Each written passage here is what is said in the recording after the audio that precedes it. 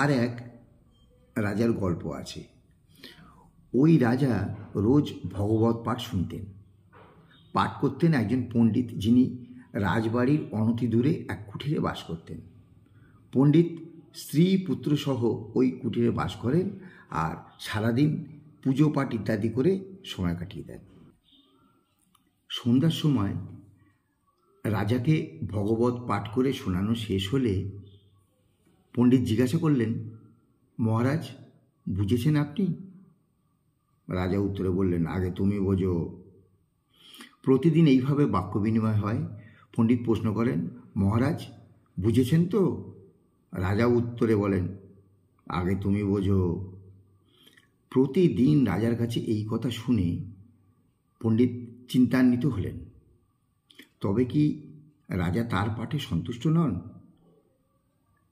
তাই যদি হয় তাহলে তাকে ভগবত পাঠে আরও মনোযোগ করতে হবে, আরও ভালো করে পাঠ তৈরি করতে হবে। তাই তিনি করলেন, কিন্তু ফল হলো না কিছুই। মহারাজের সেই একই উত্তর, আগে তুমি বোঝো।